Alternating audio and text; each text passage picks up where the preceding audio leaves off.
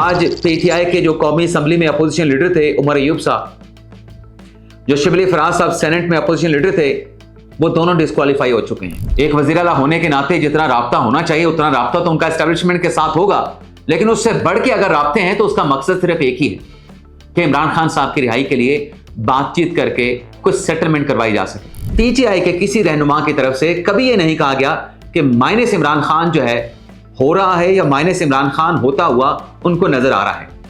ये बात पहली मर्तबा अलीमा खान साहबा की ज़बान से निकली, उनके मुंह से निकली। आज़ाद डिजिटल के साथ मैं हूं इमरान वसीम। नाज़रीन, आज के प्रोग्राम में दो खबरें हम डिस्कस करेंगे। एक तो जो अलीमा खान के इल्ज़ामात के बाद खैबर पख्तूनख्वा के वज़ीर आला और तहरीक इंसाफ के रहनुमा अली बिन गंडापुर ने जो जवाब दिया है, 12 मिनट का उन्होंने जो वीडियो क्लिप जारी किया है, एक तो इस पर हम बात करेंगे कि जो इल्ज़ामात हैं उन इल्ज़ामात में कितना वज़न है कि जो इमरान खान की बहन है अलीमा खान साहबा, मिलिट्री इंटेलिजेंस जो है वो उनकी सहूलतकार बनी हुई है। और इस खबर की डिटेल आपकी खिदमत में पेश करने के बाद जो में अमन से मुतल्लिक जो एक प्लान है, उस प्लान को लेके जो गलतफहमियां पैदा करने के लिए प्रोपेगेंडा किया जा रहा है, बाकायदा तौर पे बड़ी खौफनाक किस्म की कंपेन चलाई जा रही है, ये मुआहिदा दरअसल है क्या, जो कि से मुतल्लिक 8 मुस्लिम ममालिक ने अमेरिका के साथ किया है। इस मुआहिदे में असल जो सालस का किरदार है वो अमेरिका का है, अमेरिका के सदर डोनाल्ड ट्रंप का है। तो ये मुआहिदा है क्या, इस पर ही हम बात करेंगे। लेकिन प्रोग्राम का आगाज करने से पहले आपसे दरख्वास्त के चैनल को सब्सक्राइब कर लें, बेल आइकॉन का बटन प्रेस करें, वीडियो पसंद आए तो इसे लाइक और शेयर जरूर कीजिएगा। सबसे पहले अली बिन गंडापुर की बात कर लेते हैं। नाज़रीन, जो गंडापुर के कुछ लॉजिक पॉइंट्स हैं जिसमें उन्होंने ये कहा कि इमरान खान साहब की जो बहन है वो पार्टी की चेयरपर्सन बनना चाहती हैं। अलीमा खान के हक में एक कॉलम लिखा गया जिसमें कहा गया कि अगर इमरान खान जेल से रिहा नहीं होते तो इस सूरत में अगर वो पार्टी के चेयरपर्सन बन जाएं और मुल्क के वज़ीर आज़म बन जाएं तो इसमें कोई हर्ज नहीं।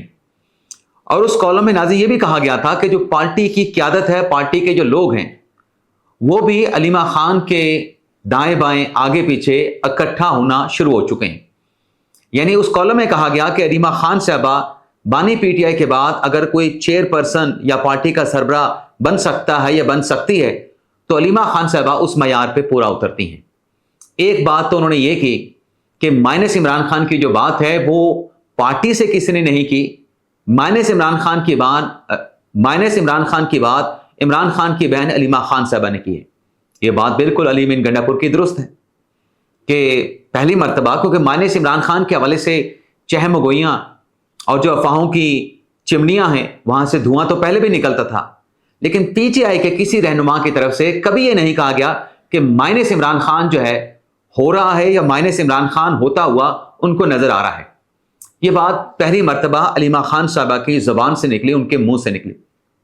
और फिर जो तीसरा पॉइंट था अली बिन गंडापुर का कि ये लोग तो गिरफ्तार चले हुए नहीं हुए, इनको सजाएं हो गई।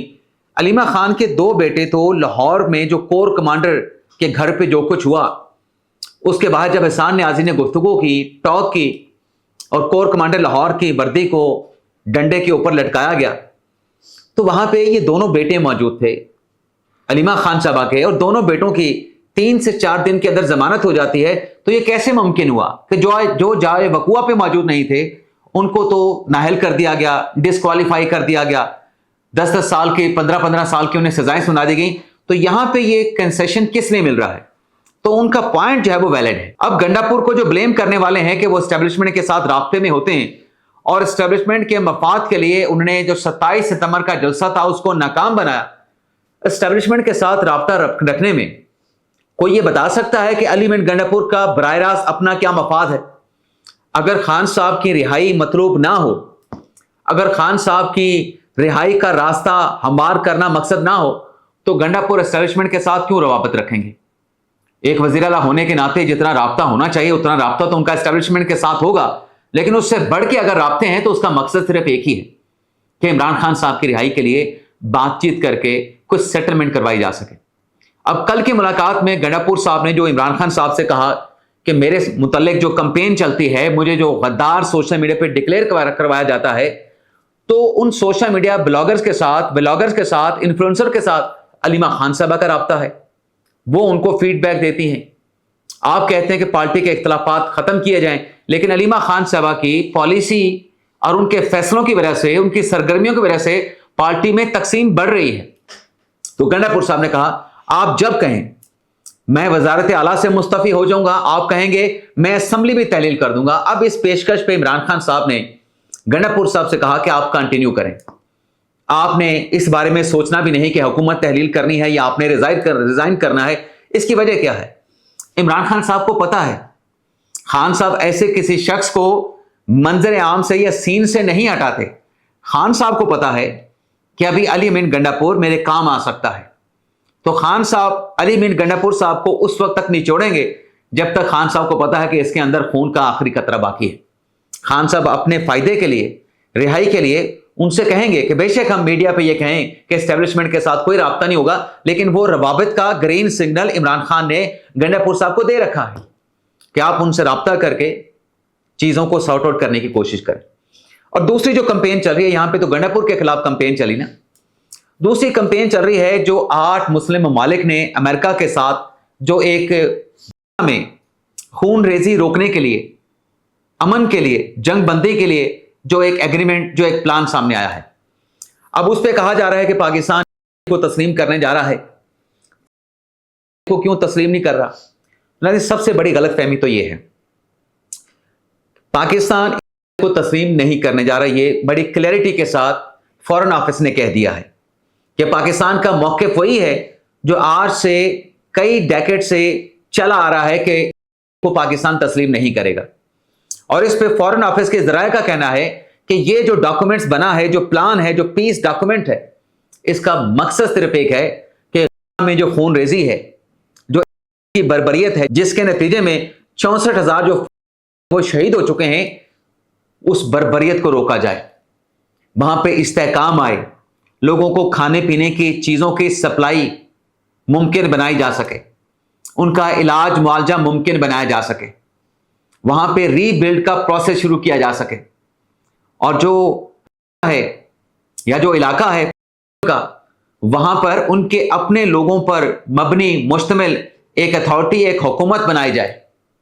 تو مین مقصد اس کا یہ ہے، اس معاہدے کے ذریعے پاکستان یا دیگر جو ممالک ہیں جنہوں نے ابھی تک کو تسلیم نہیں کیا، وہ اس کو ریکگنائز نہیں کرنے جا رہے۔ پہلے تو یہ کلیئرٹی لے لیں۔ دوسرا، جیسے میں نے کہا کہ اس کا مقصد صرف اتنا ہے کہ وہاں پہ امن آ سکے۔ اس کا مقصد یہ نہیں کہ کو کوئی تسلیم کرے گا، یا جو کہہ رہا ہے کہ ہم کو تسلیم نہیں کریں گے، تو وہ اس سے بھی یہ بات عیاں ہو جاتی ہے کہ یہ ایک دوسرے کو کہ کا علاقہ کو مل جائے، باقی سارا علاقہ جو ہے اس کو ڈائجسٹ کر جائے، ہضم کر جائے، تو ایسا کوئی ایکارڈ ہے نہیں۔ اور پھر اس میں ظاہر سی بات ہے کہ جو ریاست ہے، ان حکام کی طرف سے، ان کے لوگوں کی طرف سے اس کو ویلکم کیا گیا ہے۔ اور اب بات آ رہی ہے پہ کہ اس پہ رد عمل کیا دے گا۔ اب کے رد عمل کے بعد یہ چیز حتمی شکل اختیار کر جائے گی، لیکن جو لوگ اس کی مخالفت کر رہے ہیں، اب فرض کر رہے ہیں، ہائپوتھیٹیکل ہم چلتے ہیں کہ اگر یہ ایگریمنٹ، یہ پیس ڈاکومنٹس ایکسیپٹ نہیں کرتی تو پھر 8 ممالک ہے، جس میں 3 عرب ممالک ہیں، سعودی عرب ہے، جس میں قطر ہے، جس میں متحدہ عرب امارات ہے، مصر ہے اور جارڈن ہے، تو پھر وہاں پہ کیا صورتحال ہوگی؟ پھر تو جو ظلم اور بربریت جاری ہے، جس کو روکنے کے لیے تمام امت مسلمہ کی، بلکہ پوری دنیا کی یہ ڈیمانڈ ہے کہ اس کو روکا جائے، وہاں پہ ظلم ہو رہا ہے، وہاں پہ ظلم کے پہاڑ توڑے جا رہے ہیں۔ اگر یہ نہیں ہوتا، نہیں مانتی، تو پھر وہ ظلم تو وہاں پہ جاری رہے گا۔ آپ کیا کر لیں گے؟ اس سے پہلے ہم نے کیا کر لیا، یا مسلم ممالک نے کیا کر لیا؟ لیکن اگر اس ڈاکومنٹ سے اس مان لیتی ہے، پہلے مان چکا ہے، تو پھر وہاں پہ امن آ جائے گا۔ اور جو لوگ اس کی مخالفت کر رہے ہیں، ان کی مجھے سمجھ نہیں آ رہی۔